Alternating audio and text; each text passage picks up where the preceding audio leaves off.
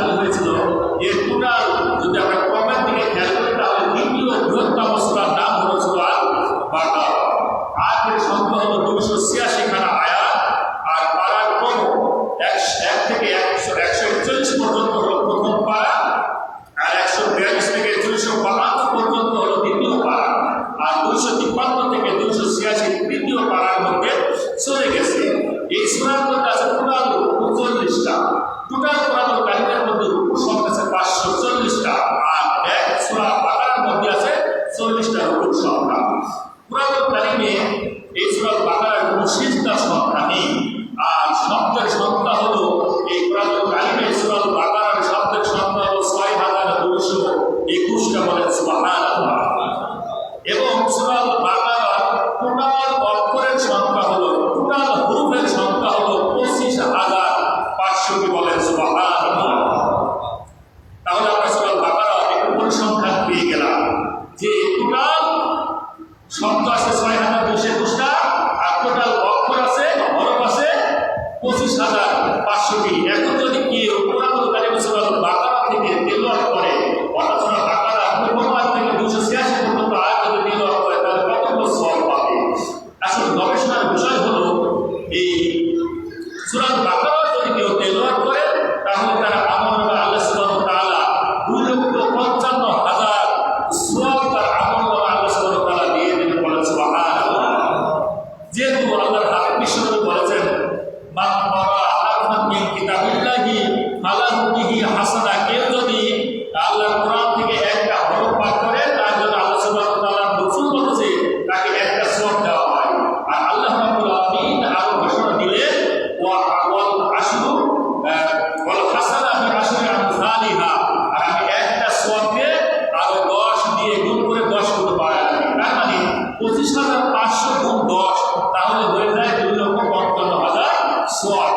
এছাড়াও আল্লাহ কোরআনুল কারীম সূরা আনআম 6তম সূরা আনআমের 160তম আয়াতে আল্লাহ নিজেও ঘোষণা দিয়েছেন যে মান জাআল হাসানা ফালাহু বিআশরি আমসালিহা, কেউ যদি আল্লাহ কোরআন থেকে ঘোষণাটা দিল যে মান জাআল হাসানা ফালাহু আশরু আমসালিহা, কেউ যদি একটা ভালো কাজ নিয়ে আল্লাহর দরবারে যায়, আল্লাহ বলেন তার ভালো কাজটাকে আমি 10 দিয়ে গুণ করে 10 গুণ করে দিই। সুবহানাল্লাহ।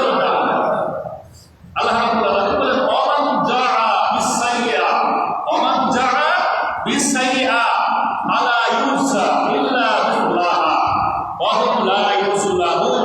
আল্লাহ বলেন, কেউ যদি একটা খারাপ কাজ নিয়ে আসে, তাহলে তার একটা খারাপের দরুন আমি একটাই গুনাহ লিখে দিই, 10 গুনাহ করি না। কারণ আল্লাহ আমাদের উপর কত রহমত, ওয়া হুম লা ইউসলিমুন। আল্লাহ বলেন, আমি কারোর উপরে জুলুম করি না। ওয়ালা হুম, আল্লাহ বলেন ওয়া হুম, তাদের উপরে লা ইউসলামুন, আমি কোনো জুলুম করি না। অর্থাৎ আল্লাহ গোলামদেরকে এত ভালোবাসে। তার মানে আমরা বেশি বেশি করে সওয়াব আদায় করবো, যাতে করে আল্লাহ সুবহানাহু ওয়া তাআলা আমাদের এই সওয়াবকে বেশি করে বৃদ্ধি করে দেন। মিশরের আল আজহারের আলেম ও ইসলামী মুবাল্লিগ মুহাম্মদ ওয়াহাদান স্যাটেলাইট চ্যানেলের একটি অনুষ্ঠানে পবিত্র কোরআনুল কারীমে এই সূরা বাকারার বিস্ময়কর এবং রহস্যমূলক কিছু তথ্য দিয়েছিলেন।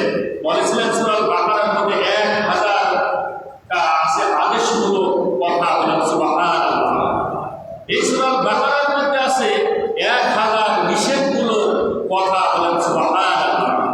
এবং সূরা বাকারার মধ্যে 1000 সম্পদ আল্লাহ সুবহানাহু ওয়া তাআলা দিয়ে দিয়েছেন, বলেন সুবহানাল্লাহ।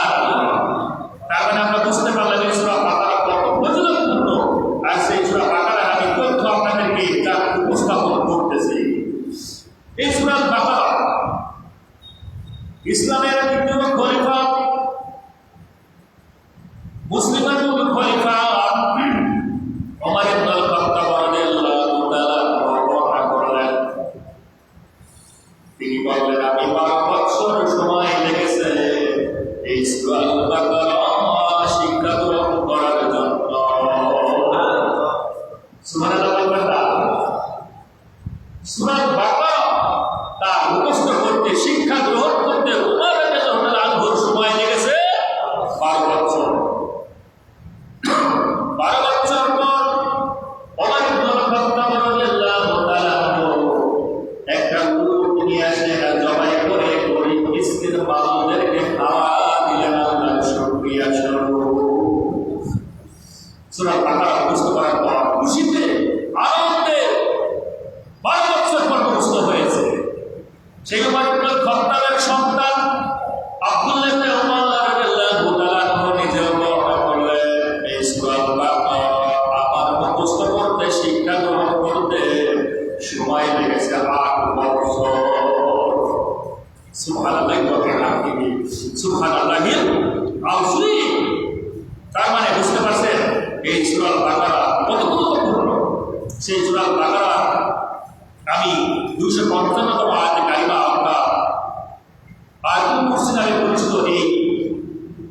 কারিমাতে তেলাওয়াত করেছি, এর মধ্য থেকে আমরা অত্যন্ত গুরুত্বপূর্ণ কিছু তথ্য ইনশাআল্লাহ বের করব। ইবনে আব্বাস রাদিয়াল্লাহু তাআলা আনহুমা তিনি বর্ণনা করেন, বিশ্বনবীর উরুর সঙ্গে লেগে জিবরিল আমিন বসে আছেন। এমন সময় আকাশের দিকে একটা খড় শব্দ হয়ে গেল।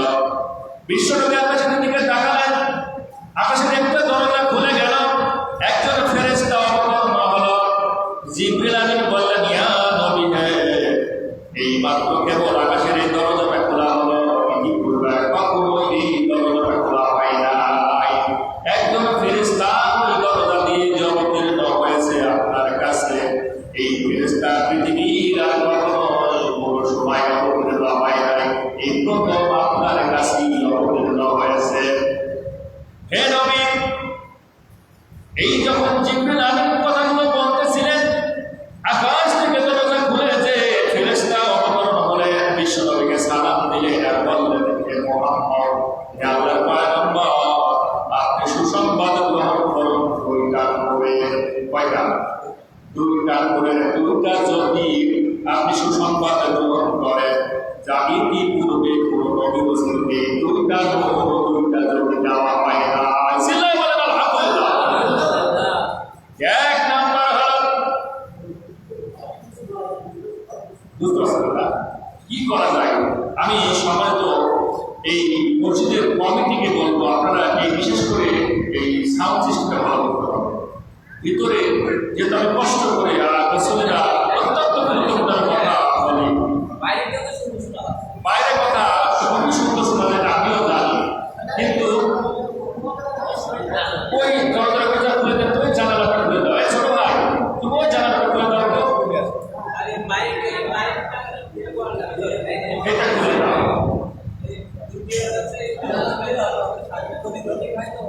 এই দরজা খুলে দেন, দেখেন অনেকটা শব্দ কিন্তু ইয়ে হবে, আর এখানে ভাইব্রেট হয়।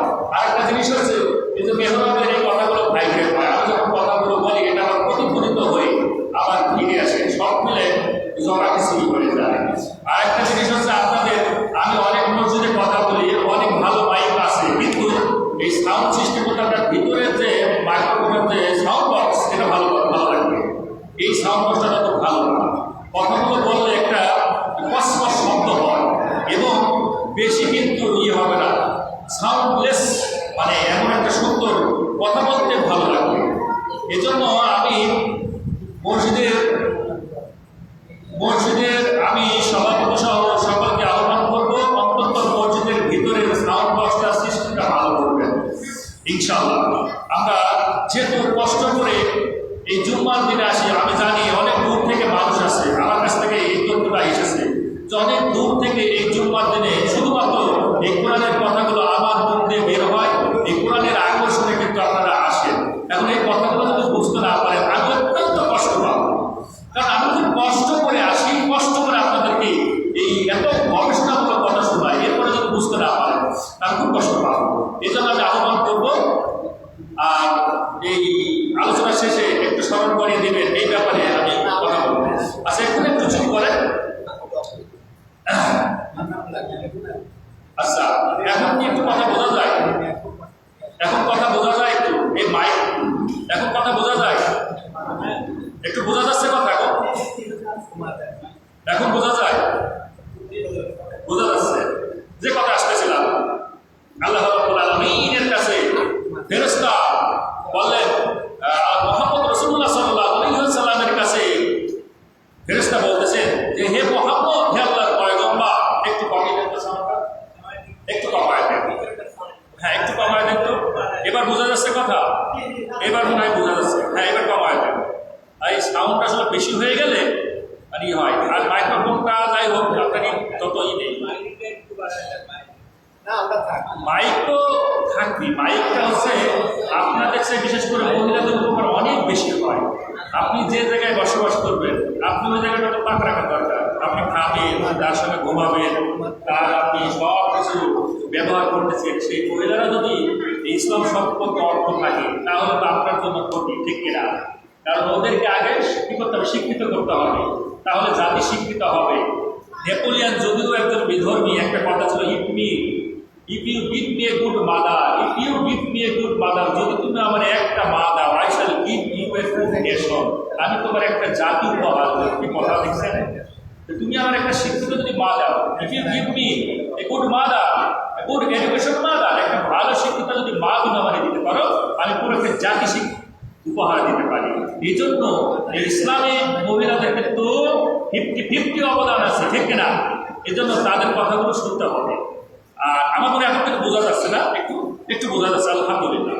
তো যাই হোক, ইম্পর্টেন্ট সময়ের মধ্যে আয়াতুল কুরসির বিষয়ে আমার 4টা দিক আছে, এই জন্য আমি দ্রুত যাচ্ছি। জিবরিল আমিন যখন বিশ্ব নবীর সামনে বসে আছেন, একজন ফেরেশতা যখন আসমান থেকে নামলেন, অবতরণ হলেন, বিশ্ব নবীকে বললেন, হে আল্লাহ রসুল, ইতিপূর্বে কোন নবী রসুলকে এই 2টা নূর, 2টা জ্যোতি দেওয়া হয় না, যে 2টা নূর, 2টা জ্যোতি আপনার জন্য আমি এখন সুসংবাদ হিসেবে নিয়ে এসেছি। হে আল্লাহ রসুল শুনুন, একটা নূর, একটা জ্যোতি হলো সূরা আল ফাতিহা। এই সূরা আল ফাতিহা ইতিপূর্বে কোন নবী রসুলকে দেওয়া হয় নাই। যা মুহাম্মদ, আমি আপনাকে সুসংবাদ দিলাম আর আপনার উম্মতদেরকেও সুসংবাদ দিয়ে দিলাম সূরা আল ফাতিহা। সুবহানাল্লাহ বলবেন না? ইতিপূর্বে কোন নবী রাসূলকে দেন নাই, সূরা ফাতিহা আমাদেরকে দিয়েছে। দ্বিতীয় নূর হলো আল্লাহর পয়গম্বর শুনে নিন, সূরা আল বাকারা, সূরা আল বাকারার শেষ 2 আয়াতে কারিমা হলো, এটা হলো একটা জ্যোতি নূর। এই জ্যোতি নূর ইতিপূর্বে কোন নবী রাসূলকে আল্লাহ রাব্বুল আলামিন দেন নাই। সুবহানাল্লাহ। আমানা রাসূলু বিমা উনজিলা ইলাইহি মির রাব্বিহি ওয়াল মুমিনুন কুল্লুন আমানা বিল্লাহি ওয়া রাসূল ওয়াল মালাইকাতিহি ওয়া কিতাবিহি ওয়া রাসূলিহি লা নুফাররিকু বাইনা আহাদিন মির রাসূলিহি ওয়া ক্বালু সামি'না ওয়া আতা'না গুফরানাকা রাব্বানা ওয়া ইলাইকাল মাসীর। সূরা আল-বাকারা 285 আয়াত এবং শেষ 86 আয়াত 200। এই 2টা আয়াতে কারিমা হলো উম্মত মুহাম্মদের জন্য নূর এবং জ্যোতি। বলেন সুবহানাল্লাহ। এই সূরা আল-বাকারার আমি তথ্য দিলাম আপনাদেরকে, এত খুব বাকারা শব্দ। এবার আসুন, যে আয়াতে কারিমা তেলাওয়াত করেছিলাম, কোন আয়াতে কারিমা তেলাওয়াত করেছি বলেন তো? সূরা বাকারা থেকে কততম আয়াত? 255তম আয়াত। নাম কি যেন আয়াতটা? আয়াতুল কুরসি। আমরা সবাই কিন্তু জানি এই আয়াতুল কুরসিতে কি বুঝলো, আজকে ইনশাআল্লাহ জেনে নেবেন এবং আমল করবেন ইনশাআল্লাহ। আয়াতুল কুরসি, এই কুরসি মানে কি বুঝতে হবে। এই কুরসির ভিতরে 4টা দিক আমি আলোচনা করবো। একটা হলো এই কুরসি ব্যাপারে, অর্থাৎ আয়াতুল কুরসির মধ্যে আল্লাহ সুবহানাহু ওয়া তাআলা স্পেশাল 10টা পাওয়ার আছে, যা পৃথিবীর নরেন্দ্র মোদীরও সেই ক্ষমতা আছে, জো বাইডেনের আছে, পৃথিবীর কোনো পড়া শক্তিশালী কোনো রাজারা বাচ্চারা আছে, ওই 10টি স্পেশাল পাওয়ার নাই, যা আল্লাহ সুবহানাহু ওয়া তাআলার আছে। এই 10টা পাওয়ার আমরা জানবো। এবং এই আয়াতুল কুরসির মধ্যে লুকিয়ে আছে আল্লাহ সুবহানাহু ওয়া তাআলা নিজের পরিচয়। আর একটা হলো আয়াতুল কুরসির ব্যাপারে 7টা ফজিলত আছে, অত্যন্ত গুরুত্বপূর্ণ, যা আমাদের আমলযোগ্য। আর একটা হলো এই আয়াতুল কুরসি এক শ্রেণীর মানুষ পাঠ করবে, বুকে ফু দিবে, এরপরেও জাহান্নামী হবে। কারা? এই 4টা দিক আমি আলোচনা করবো, যদিও সময়ের বড় সংকট, ইনশাআল্লাহ চেষ্টা করবো। আসুন, প্রথম হলো যে এই আয়াতুল কুরসিটা আমার একটু বুঝতে হবে। কুরসি শব্দের অর্থ, কুরসি মানে হলো চেয়ার। কুরসি মানে কি? চেয়ার বা আসন। এই কুরসি শব্দটা 2 জায়গায় আল্লাহ সুবহানাহু ওয়া তাআলা দিয়েছেন কোরআনুল কারীমে। এক হলো সূরা আল-বাকারা 255তম আয়াতের মধ্যে, আর একটা হলো সূরা সাদ 38তম সূরা সাদের মধ্যে এই কুরসি শব্দটা ব্যবহার করেছেন। আর কুরসির 2টা অর্থ, একটা হলো চেয়ার, আর একটা হলো ক্ষমতা। আরেকটা কি? ক্ষমতা। একটা হলো কি? চেয়ার, আর একটা হলো ক্ষমতা। চেয়ার মানে তো ক্ষমতা, ঠিক কিনা? আমি এখন যে জায়গায় বসে আছি, আমার যে ক্ষমতা, এই ক্ষমতা এখন আমার সামনে যারা বসে আছেন তাদের কিন্তু নেই। আবার একজন ডিসি যে চেয়ারে বসে থাকে, ওই চেয়ারের যে ক্ষমতা, সেই ক্ষমতা কিন্তু আমার আপনার সাধারণ পাবলিকের না। আবার একজন এমপি, একজন মন্ত্রী, একজন প্রধানমন্ত্রী যে চেয়ারে বসে থাকে, সেই চেয়ারের যে পাওয়ার, আর আমাদের সাধারণ মানুষের পাওয়ার কিন্তু এক নয়। তাহলে বোঝা গেল এই কুরসি মানে চেয়ার, চেয়ারের আরেকটা শাব্দিক অর্থ হলো ক্ষমতা। এই ক্ষমতা তিনটা ভাগে বিভক্ত। কয়টা ভাগে? তিনটা ভাগে বিভক্ত।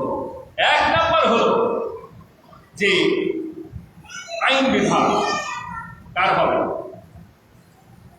শাসন বিভাগ এবং বিচার বিভাগ। আইন বিভাগ, শাসন বিভাগ, বিচার বিভাগ। ক্ষমতার এই তিনটা ভাগ। ক্ষমতাকে ভাগ করলে তিনটা জিনিস পাওয়া যায়: আইন বিভাগ, বিচার বিভাগ, শাসন বিভাগ। আইন যা থাকবে বিচার তাই হবে, আর বিচার যা হবে শাসনও কিন্তু তাই হবে।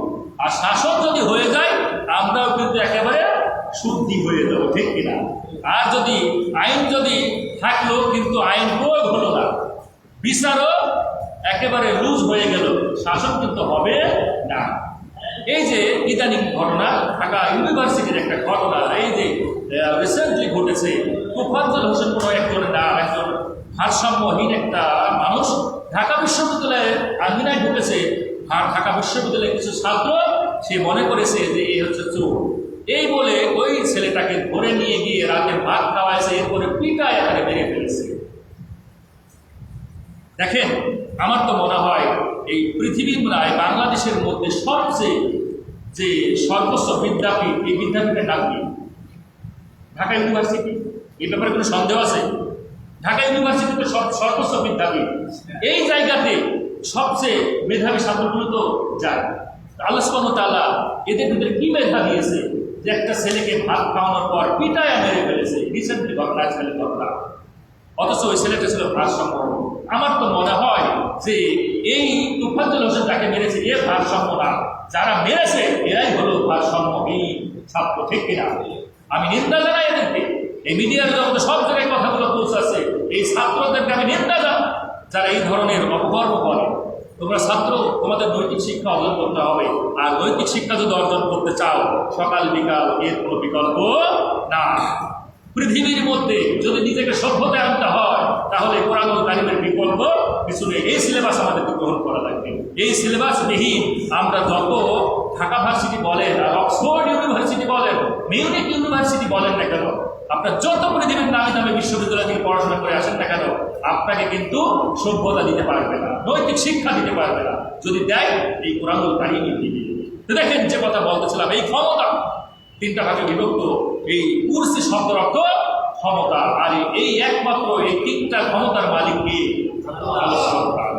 তার মানে যারা আজকে বাংলার জমিনে চেয়ারে বসেছে, এই চেয়ারে বসে তাদেরকে স্মরণ করা উচিত যে এই কুরসির একমাত্র মালিক আল্লাহ।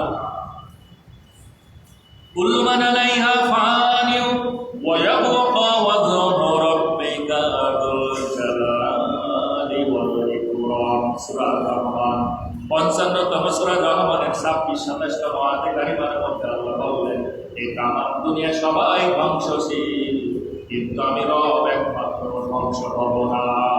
ঠিক না? সব কিছু ধ্বংসশীল। কুল্লু মান আলাইহা ফানিউ, সব কিছু ধ্বংসশীল। ওয়া ইয়াবকা ওয়াজহু রাব্বুকা যুল জালালি ওয়াল ইকরাম, পৃথিবীর মধ্যে একমাত্র, তাম বিশ্বের মধ্যে একমাত্র আমার রব, কোনো ধ্বংসশীল না। সুতরাং আজ এই কুরসিতে আমি বসে আছি, কালকে আমি ধ্বংস হতে বাধ্য। কত চেয়ারের মালিক চলে গেল, গেল, কেউ স্থায়ী হয় না। ফেরাউন গেছে, নমরুদ গেছে, সবাই গেছে। কিন্তু চেয়ারে বসে যদি আমরা সঠিক সিদ্ধান্ত নিতে পারি, জাতির কল্যাণ যদি সিদ্ধান্ত আমরা নিতে পারি, তবেই গায়ে আয়াতুল কুরসির সার্থক আমাদের জন্য হবে, ঠিক কিনা? আল্লাহ রাব্বুল আলামিন বললেন, এই আয়াতুল কুরসির মধ্যে আমার স্পেশাল 10টা পাওয়ার আছে। তামাম দুনিয়ায় ক্ষমতা করা মানুষের সঙ্গে মিলায়া দেখো। আল্লাহু লা ইলাহা ইল্লা হুয়াল হাইয়ুল কাইয়্যুম, তিনি সে রব যিনি চিরঞ্জীব এবং আমাদের রক্ষণাবেক্ষণকারী। এই বৈশিষ্ট্য, এই গুণ তামাম দুনিয়ায় কার আছে বলেন? চিরস্থায়ী জীবন লাভ করতে পারে কেউ আছে?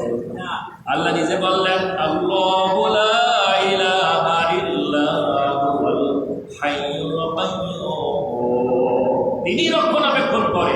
পৃথিবীর আর কেউ রক্ষণাবেক্ষণের মালিক বা দায়িত্ব নেয় না, নেয় শুধু একমাত্র আল্লাহ সুবহানাহু ওয়া তাআলা।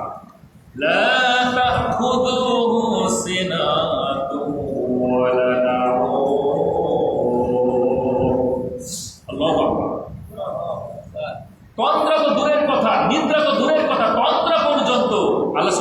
স্পর্শ করতে পারে না। এই যে আমরা মসজিদে বসে থাকি, অনেকের ঝিমানি আসেন না, এটাকে বলা হয় তন্দ্রা। মসজিদে বসে বসে একটু ওই যে মাঝে মাঝে এরকম হয় না, এটাকে বলা হয় তন্দ্রা। এই তন্দ্রা, নিদ্রা তো দূরের কথা, এই রকমের তন্দ্রাও আমার রবকে স্পর্শ করে না। আচ্ছা, ঘুমবিহীন পৃথিবীতে বেঁচে আছে এমন একজন ব্যক্তির নাম বলতে পারবেন? একজন মানুষ কয়দিন না ঘুমিয়ে থাকতে পারে জানা আছে? আধুনিক বিজ্ঞান বলতেছে, কথা শুনে নেন, 11 দিন আপনি না ঘুমিয়ে থাকতে পারবেন। 11 দিন পর আপনি আর বাঁচতে পারবেন না, আপনাকে ঘুমানো লাগবে। আল্লাহ রাব্বুল আলামিন বললেন সূরা ফুরকান 25তম সূরা ফুরকানের 47তম আয়াতে কারিমার মধ্যে বললেন ওয়া ওয়াল্লাযী জাআলা লাকুমুল লাইলা লিবাসান। আল্লাহ বললেন আমি তো সেই রব যা তোমাদেরকে রাত দিয়েছি, এই রাত হলো তোমাদের জন্য পোশাক। ওয়ান্নাউমা সুবাতা, আর এই পোশাকের মধ্যে তোমরা কি করো? প্রশান্তি সহকারে। ওয়ান্নাউমা, ঘুমাও, সুবাতাও, আরামদায়ক হিসাবে, প্রশান্তি হিসাবে তোমরা কিন্তু ঘুমাও। ওয়ান্নাহারা ওয়ান-নুশুরা, আর যখন দিন হয়ে যায়, ফজর হয়ে যায়, এই আলো যখন মিটমিট করে জ্বলতে থাকে, আল্লাহ রাব্বুল আলামিন ডাক দিয়ে বললেন আমি সাময়িক মৃত্যুর পর আবার তোমাদেরকে জীবন্ত উঠাইয়া দিই এই দিনের মধ্যে কর্ম করার জন্য। সুবহানাল্লাহ। তার মানে এই রাত হলো আমাদের জন্য কি কি আমাদের জন্য প্রশান্তি, ঘুমের জন্য প্রশান্তি। এই ঘুমাতে একমাত্র ঘুমবিহীন তিনি হলেন আমার রব। ঘুম তো দূরের কথা, তন্দ্রা পর্যন্ত আল্লাহকে স্পর্শ করে না। লাহু মা ফিস সামাওয়াতি ওয়া মা ফিল আরদ, আসমান আর জমিন সব কিছুর এক সত্রের মালিকানা তিনি কে? আল্লাহ রাব্বুল আলামিন। মান যাল্লাযী ইয়াশফা'ু ইনদাহু ইল্লা বিইذনিহি, এমন তার সাধ্য আছে কিয়ামতের ময়দানে বলবে আমি ওই মানুষটার জন্য সুপারিশকারী হব। এই সাহস কার আছে? আল্লাহ ধমক দিয়ে বললেন কার এত বড় স্পর্ধা আছে কিয়ামতের ময়দানে আমার কাছে এসে বলবে আমি ওই মানুষগুলোর জন্য সহায়কারী হব, আমি জাহাজের মধ্যে ভর্তি করে মানুষগুলো জান্নাতের মধ্যে নিয়ে যাব।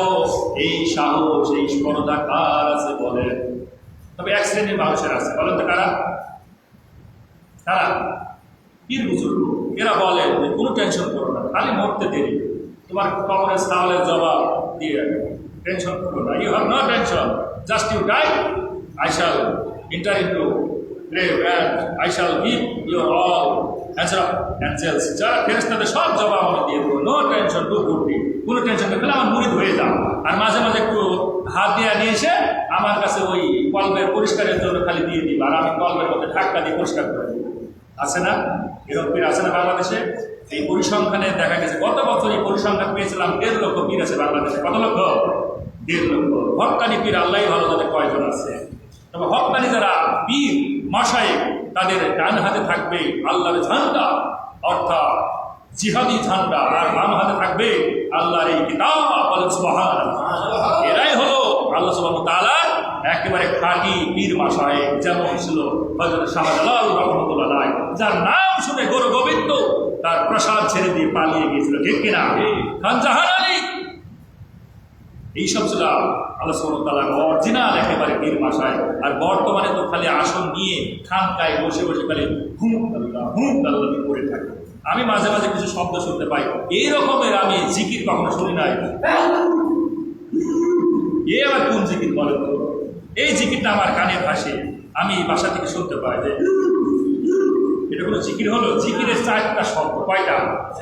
সুবহানাল্লাহ, আলহামদুলিল্লাহ, আল্লাহু আকবার, লা ইলাহা ইল্লাল্লাহ, এছাড়া আর কোনো শব্দ নাই। তো এই আপনি কোথায় পাইলেন?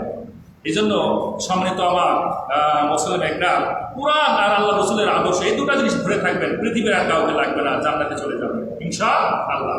আল্লাহ রাব্বুল আলামিন বললেন ওয়ালা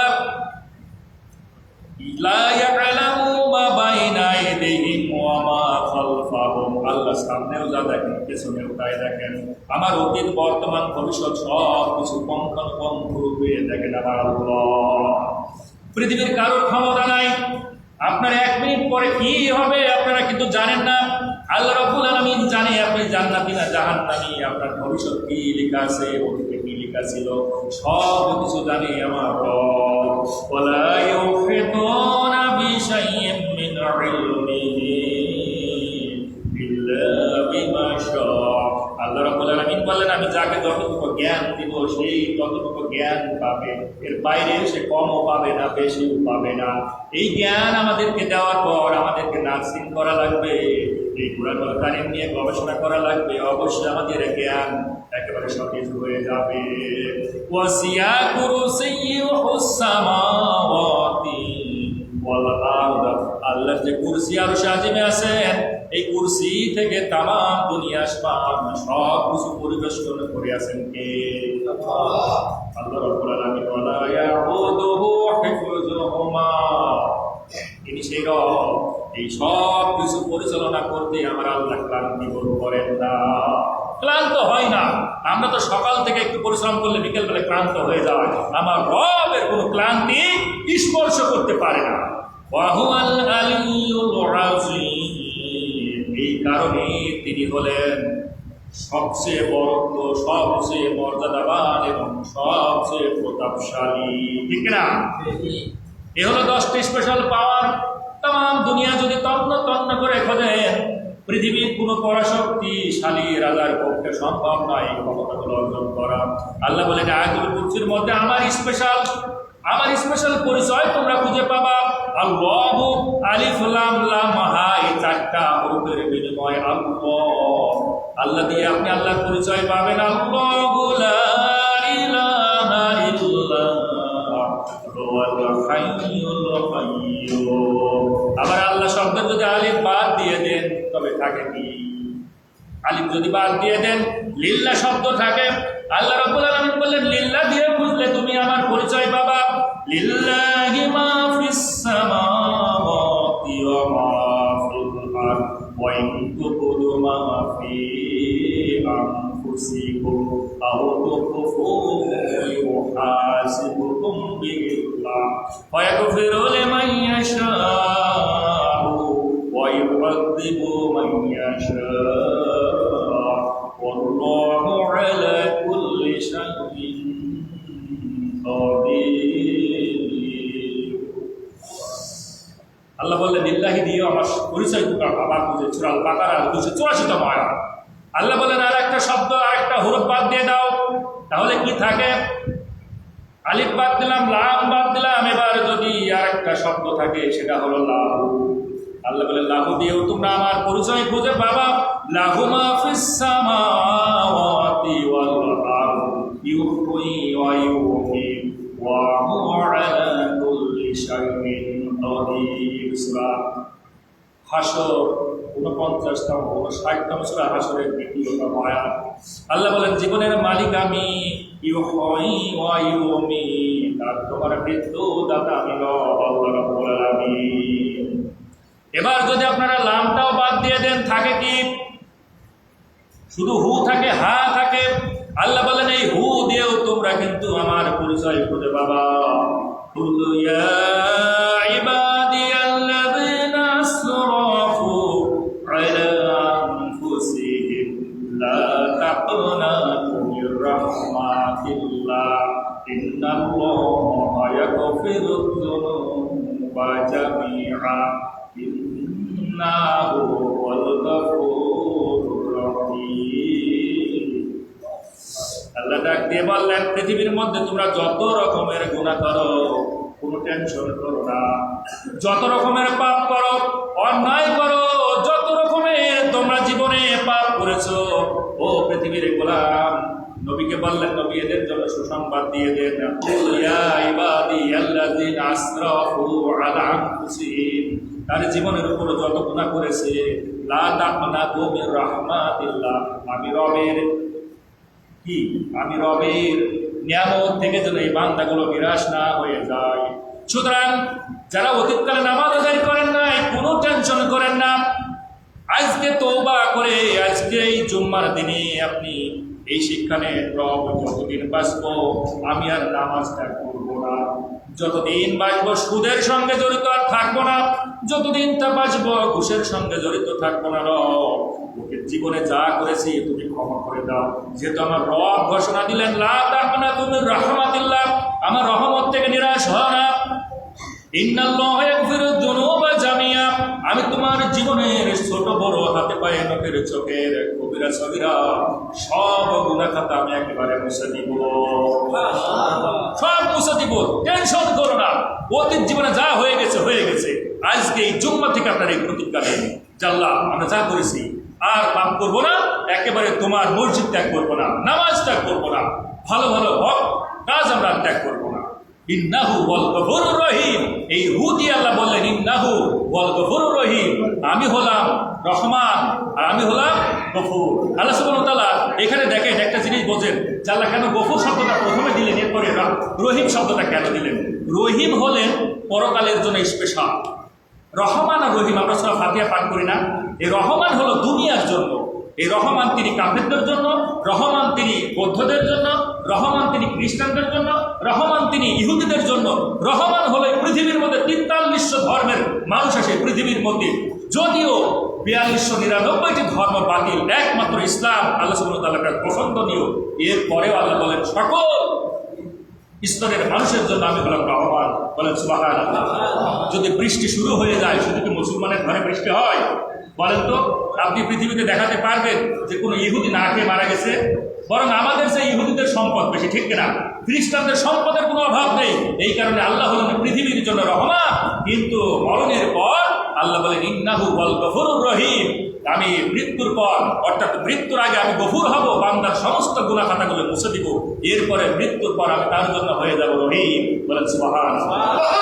আর রহিম হলেন মৃত্যুর পর স্পেশালি শুধু তাদের জন্য যারা আল্লাহর প্রকৃত গোলাম ছিলেন এই পৃথিবীর মধ্যে।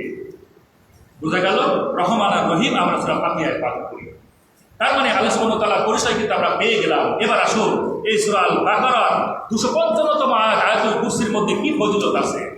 ফজিলতগুলো হলো আল্লাহর হাবিব বিশ্ব নবী উবাই ইবনে কাব রাদিয়াল্লাহু তাআলা আনহুকে প্রশ্ন করলেন, ইয়া আবাল মুনজির আতাদরি আইয়ু আয়াতিন মিন কিতাবিল্লাহি মাআকা আযম। ও উবাই ইবনে কাব, ও আবাল মুনজির, তুমি কি বলতে পারো এই কুরআনুল কারীমের মধ্যে সবচেয়ে ফজিলতপূর্ণ সবচেয়ে গুরুত্বপূর্ণ আয়াতের নাম কি? ক্বালা কুলতু, উবাই ইবনে কাব বললেন আল্লাহু ওয়া রাসূলুহু ইয়ালামু, আল্লাহ এবং তার রাসূল ভালো জানেন। সুম্মা ক্বালা নবী সাল্লাল্লাহু আলাইহি ওয়াসাল্লাম আতাদরি আইয়ু আয়াতিন মিন কিতাবিল্লাহি মাআকা আযম। আবার প্রশ্ন করলেন, উবাই বলো এই কুরআনুল কারীমের মধ্যে সবচেয়ে গুরুত্বপূর্ণ আয়াতে কারিমার নাম কি? উবাই ইবনে কাব এবার জবানটা খুলে দিয়ে বললেন আল্লাহু লা ইলাহা ইল্লাহু ওয়াল হাইয়ুল কাইয়্যুম। কোন সূরা? সূরা বাকারা আর আয়াতুল কুরসি। উবাই ইবনে কাব বলেন আয়াতুল কুরসি হলো পুরো কুরআনুল কারীমের মধ্যে সবচেয়ে ফজিলতপূর্ণ সবচেয়ে গুরুত্বপূর্ণ আয়াতে কারিমা। আল্লাহর হাবিব বিশ্বনবী এবার বললেন, আবু উমামা রাদিয়াল্লাহু তাআলা আনহু বর্ণনা করতেছেন হাদিস খানা, আল্লাহ রাসূল বললেন এই পৃথিবীর ময়দানে ফরজ নামাজের পর কেউ যদি আয়াতুল কুরসি পাঠ করে, সবাই মনে রাখেন, ওশান গ্রামের মা বোনেরা শুনে রাখুন, এই আয়াতুল কুরসি ফরজ নামাজের পর যারা পাঠ করবে আল্লাহ রাসূল সুসংবাদ দিলেন মৃত্যুর পর তার জান্নাতি হয়ে যাবে। কিন্তু মানুষটা জান্নাতে যেতে পারছে না, একটাই কারণ হলো তার মৃত্যু হয় না আর জান্নাতে যেতে পারে না। তার মানে জান্নাত আর ওই মানুষটার মধ্যে বাধা হলো শুধু মৃত্যু। সুবহানাল্লাহ বলবেন না? ফরজ নামাজের পর আয়াতুল কুরসি পাঠ করবে, বেশি কঠিন না, 1 সপ্তাহ লাগবে, 10 দিন লাগবে, পাঠ করবে। তাহলে আল্লাহ রাসূল বললেন এই লোকটা জান্নাতি হয়ে যাবে, শুধু বাধা হচ্ছে মৃত্যু। মানুষটা মারা যাবে, জান্নাতে চলে যাবে। রাসূলের বিখ্যাত হাদিস এবং আবু উমামা রাদিয়াল্লাহু তাআলা আনহু বর্ণনা করেছেন হাদিস কানা। এরপরে এই আয়াতুল কুরসি এই সূরা আল বাকারা কত ফজিলতপূর্ণ দেখেন। বিশ্বনবী একটা ছোট্ট বাহিনীকে যুদ্ধের ময়দানে পাঠাবেন, একটা অভিযানে পাঠাবেন, কিন্তু সেনাপ্রধান তো লাগবে। সেনাপ্রধান কাকে বানাবেন? আল্লাহ রসুল প্রশ্ন করলেন, এই বাহিনী তোমাদের মধ্যে কে কোন সূরা জানো বলো? একজন বলল, ইয়া রাসূলুল্লাহ, আমি অমুক সূরা জানি। আরেকজন বললেন, আমি অমুক সূরা জানি। এইভাবে দলের সমস্ত বয়োজ্যেষ্ঠ থেকে শুরু করে সবাই বলল, কোরআনুল কারীমের আমি অমুক অমুক সূরাগুলো জানি। কিন্তু ওই দলের মধ্যে সবচেয়ে একটা ছোট্ট বালক, তিনি বিশ্বনবীকে বললেন, ইয়া রাসূলুল্লাহ, আমি সূরা আল বাকারা জানি। আল্লাহ রসুল বললেন, ও বাহিনী শুনে নাও, তোমাদের এই টোটাল বাহিনীর সেনা প্রধানের দায়িত্ব পালন করবে ছোট্ট বালকটা। সূরা আল বাকারা খুঁজলো, বুঝেছেন? এবার বিশ্বনবীর দরবারে একজন বয়োজ্যেষ্ঠ মানুষ আসলেন, বললেন, ইয়া রাসূলুল্লাহ, আমি তো ভয়ে এই সূরাটা মুখস্থ করি না। কারণ হলো, এই সূরা দিয়ে কিন্তু আমাদের নামাজ আদায় করা লাগবে, দীর্ঘক্ষণ দাঁড়াতে হবে। আল্লাহ রসুল বললেন, শুনে নাও, সূরা আল বাকারার ব্যাপারে বললেন, তাআল্লামুল কুরআন ওয়া কুরআউহু ওয়ারকুদু, তোমরা কোরআন মুখস্থ করবা।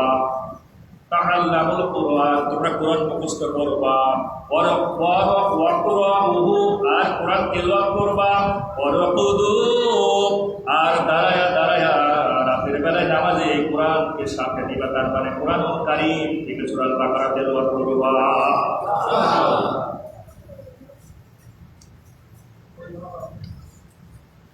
বুঝলো? অসংখ্য আছে এই আয়াতুল কুরসির ব্যাপারে। আল্লাহ হাবিব বিশ্বনবী 4 নম্বর ফজিলতের কথা বললেন। তিরমিজির 2877 নম্বর হাদিস, আবু হুরায়রা রাদিয়াল্লাহু তাআলা আনহু, সাহাবীদের মধ্যে সর্বোচ্চ হাদিস বর্ণনাকারী। আল্লাহ রাসূলের এই ছাত্র বললেন, ও পৃথিবীর মানুষ, আমার নবী বলেছেন, তোমরা তোমাদের ঘরগুলোকে কবরস্থানে পরিণত করো না। অর্থাৎ যে ঘরে কোরআনুল কারীম সূরা আল বাকারা তেলাওয়াত করা হয় না, ওই ঘরটা নিরাপদ থাকে না। আর যদি যে ঘর থেকে কোরআনুল কারীমের সূরা আল বাকারা তেলাওয়াত করা হয়, ওই ঘরে কখনোই শয়তান প্রবেশ করতে পারে না। তার মানে সূরা আল বাকারা তেলাওয়াত করবেন, ওই ঘরে শয়তান প্রবেশ করবে না। আমরা নিজেরাই তো মানে সবচেয়ে বড় শয়তানে পরিণত হয়ে গেছি, তেলাওয়াত আর কি করবো? এই জন্য কোরআনুল কারীম পড়া জানা লাগবে। আমার যতটুকু ধারণা, মসজিদে আমরা অনেক মসজিদ ভর্তি মানুষ, অনেকে কোরআন পড়া জানি না। তবে একটা জিনিস মাথায় রাখবেন, এই কোরআনুল কারীম পড়া হচ্ছে সকল ফরজের বড় ফরজ। সকল ফরজের বড় ফরজ এই কোরআনুল কারীম আপনাকে শিক্ষা গ্রহণ করা লাগবে। কবরের মধ্যে বাংলাতেও প্রশ্ন করবে না, ইংলিশেও প্রশ্ন করবে না। হোয়াট ইজ ইউর মানে what do you like as a দিন, মানে দিন হিসেবে তুমি কি পছন্দ করো, তুমি কি করেছিলাম। What is the name of your prophet? তোমার নবীর নাম কি? This type of question never say in English. ইংরেজিতে না। মান রব্বুকা মা দীনুকা, বলবে না মান নাবিয়ুকা। আরবিতে প্রশ্ন করবেন। এখন আপনি যদি আরবি না জানেন, কবরে যায় কি বলবেন বলেন? ফেরেশতা বলতেছে, কারণ আপনি বললেন আর দেখা গেল ফেরেশতা রাগ হয়ে কি করবে, একেবারে সেই হাতুড়ি তো বোঝেন, এই হাতুড়ি দিয়ে কিন্তু পিটুনি দেওয়া শুরু করে দেবে। এই জন্য আমাদেরকে আরবি পড়া শিখতে লাগবে ইনশাল্লাহ। আজকে যারা আরবি পড়া জানেন না, আজ থেকে এই প্রতিজ্ঞা করেন, আপনার যে মুরব্বী মানুষ ওই সমসপুরে মসজিদে কিন্তু রাতের বেলায় শিক্ষা নিচ্ছে, আপনারাও রাতের বেলায় সিদ্ধান্ত নেন 1 মাস না, সর্বোচ্চ 2 মাসের মধ্যে আপনার কোরআন শিখে করবেন। প্রতিদিন সকালবেলায় করে আপনি 10 মিনিট 20 মিনিট এই কোরআন করবেন। এই কোরআন আপনাকে কথা দিচ্ছে জান্নাতে নিয়ে যাবে। এই কোরআন কথা দিচ্ছে, বল কোরআন হুজ্জাতুল লাকা আও আলাইকা। এই কোরআন আপনাকে কথা দিচ্ছে যে আমি তোমাকে জান্নাতে নিয়ে যাবো যদি তুমি আমার সেবা করো, তাই না? পৃথিবীর মধ্যে আপনি কোনো নেতার যদি সেবা করেন, নেতা আপনাকে ভালোবাসে না, তো কোরআনটা যদি ভালোবাসেন, কোরআন আপনাকে জান্নাতে নিয়ে যাবে। এই জন্য কোরআন পড়া লাগবে। এরপরে দেখেন, সকাল সন্ধ্যায় কেউ যদি আয়াতুল কুরসি পাঠ করে আর 40তম সূরা আল মুমিন, এখান থেকে প্রথম, দ্বিতীয়, তৃতীয় 3টা আয়াত যদি কেউ পাঠ করে, সকালবেলায় যদি পাঠ করে, সন্ধ্যা পর্যন্ত আল্লাহর হেফাজতে থাকে। বলেন সুবহানাল্লাহ। সন্ধ্যাবেলায় কেউ যদি আয়াতুল কুরসি পাঠ করে আর সূরা ওই যে মুমিন অর্থাৎ 40তম সূরার 1, 2, 3 এই আয়াতে কারিমা তিলাওয়াত করে, এই পর্যন্ত 3টা আয়াত, তাহলে সন্ধ্যা থেকে সকাল পর্যন্ত আল্লাহর হেফাজতে থাকে। বলেন সুবহানাল্লাহ। এরপরে দেখেন, আসলে সময়ের সংকেত, শিক্ষা। আল্লাহ রসুল বলতেছে প্রত্যেকটা জিনিসের একটা শীর্ষ চূড়া আছে না? প্রত্যেকটা জিনিসের কিন্তু শীর্ষ দেশ আছে। এই কুরআনুল কারীমেরও শীর্ষ দেশ আছে। এই কুরআনুল কারীমের শীর্ষ দেশ হলো সূরা আল বাকারা। আর সূরা আল বাকারার মধ্যে আয়াতুল কুরসি হলো শীর্ষ আয়াতে কারিমা। বলেন সুবহানাল্লাহ। তার মানে বুঝতে পারলেন এই সূরা আল বাকারা আয়াতুল কুরসি কত ফজিলতপূর্ণ। সর্বশেষ এই আয়াতুল কুরসির যে ফজিলত সেটা হলো দুইজন সাহাবী বর্ণনা করছে, উভয় এসে আবু আইয়ুব আনসারী রাদিয়াল্লাহু তাআলা আনহু এবং হযরত আবু হুরায়রা রাদিয়াল্লাহু তাআলা আনহু, এই দুইজন সাহাবী বর্ণনা করেছেন। আল্লাহ রাসূল আবু আইয়ুব আনসারী রাদিয়াল্লাহু তাআলা আনহুকে বললেন, এই যে খেজুরগুলো দেখতেছো, এই খেজুরগুলো মসজিদে রাখলাম, পাহারা দিবা, গরিবদের সদাকা হিসেবে আমরা দান করে দিব, খবরদার কেউ যেন চুরি না করে। আবু আইয়ুব আনসারী রাদিয়াল্লাহু তাআলা আনহু রাতের বেলায় পাহারায় বসে গেলেন। হঠাৎ মিডনাইটে, রাত যখন গাঢ় হয়ে গেছে, অন্ধকার হয়ে গেছে, একজন চোর গুটি গুটি পায়ে এসে খেজুরগুলো যখন কুচের মধ্যে পড়তেছে, আবু আইয়ুব আনসারী রাদিয়াল্লাহু তাআলা আনহু ঘুরে ফেললেন। চোরটাকে বলেন, চলো বিশ্বনবীর দরবারে তোমারে নিয়ে যাব। চোরটা অনুনয় বিনয় করল, খুব আগ্রহের সঙ্গে বললেন, আমাকে ছেড়ে দেন, আমি অসহায় মানুষ, খাবার নাই ঘরে, আমি চুরি করতে এসেছি, সুতরাং আজকের মতো ছেড়ে দেন, আমি আর কখনো চুরি করতে আসবো না। এবার যেহেতু রাসূলের সাহাবী, পুরোটাই রহমতে পরিপূর্ণ, পুরোটাই মায় পরিপূর্ণ, চোরটাকে ছেড়ে দিলেন। সকালবেলায় বিশ্বনবী যখন আসলেন, আবু আইয়ুব আনসারী রাদিয়াল্লাহু তাআলা আনহু ঘটনাটা বলার আগেই বিশ্বনবী বললেন, তোমার চোরের খবর কি? আবু আইয়ুব আনসারী রাদিয়াল্লাহু তাআলা আনহু বললেন, ইয়া রাসূলুল্লাহ, চোরটাকে ধরার পর সে আমার কাছে অনেক অনুনয় বিনয় করলো, আমি ছেড়ে দিয়েছি। আল্লাহ রাসূল বললেন, সাবধান হও, আজকেও কিন্তু এই চোরটা আবার চুরি করতে আসবে। আবু আইয়ুব আনসারী রাদিয়াল্লাহু তাআলা আনহু আবার সতর্ক অবস্থায় থাকলেন। আবার এই একই সময়, একই ওই মিডনাইটে গুটি গুটি পায়ে যখন চোরটা মসজিদের মধ্যে প্রবেশ করে খেজুরগুলো চুরি করার জন্য আসলো, আবু আইয়ুব আনসারী রাদিয়াল্লাহু তাআলা আনহু চোরটাকে ধরে ফেললেন। এবার বললেন, এবার কোনো তোকে ছাড়বো না, চলো বিশ্বনবীর দরবারে, বিশ্বনবী বিচার করবে, চোরের যে শাস্তি হবে। এবার লোকটা বললেন, চোরটা বললেন, আমারে তুমি ছেড়ে দাও, আমি অসহায় মানুষ, আমি আর কখনো চুরি করবো না। কারণ একটা মানুষ তো 3 বার দেখে, আমার তো 2 বার হয়ে গেছে। কয়বার দেখে? আমরা বলি না যে একটা মানুষ তো 3 বার দেখে, আমার তো 2 বার হয়েছে, আর এই জিনিসগুলো তো গরিবদেরকে দান করে দিবা, তা আমি তো একটা ভাগে পাবো, আমি হয়তো ওইভাবে না নিয়ে চুরি করে নিচ্ছি, সুতরাং আমাদের ছেড়ে দাও। বিভিন্নভাবে কায়দা কৌশল করার পরেও যখন ছাড়ে নাই, অনেক অনুরোধ করার পরে বলল, আমি আজকে তোমারে কথা দিলাম, আর কখনো চুরি করতে আসবো না, ছেড়ে দাও। আল্লাহ রাসূলের ছাত্র আবু আইয়ুব আনসারী রাদিয়াল্লাহু তাআলা আনহু ছেড়ে দিলেন, চোরটা চলে গেল। সকালবেলায় বিশ্বনবী বললেন, আবু আইয়ুব আনসারী, তোমার চোরের খবরটি বলো। আল্লাহ রাসূল চোরটা তো এবার কান ধরে উঠবোস করে বলেছে, আর আসবে না কখনো। আল্লাহ রাসূল বললেন, তুমি সাবধান হও, এই চোরটা কিন্তু আবার আজকেও আসবে। এবার আবু আইয়ুব আনসারী রাদিয়াল্লাহু তাআলা আনহু একটা রশি নিয়ে বসে থাকলেন, এবার আর ছাড়বো না।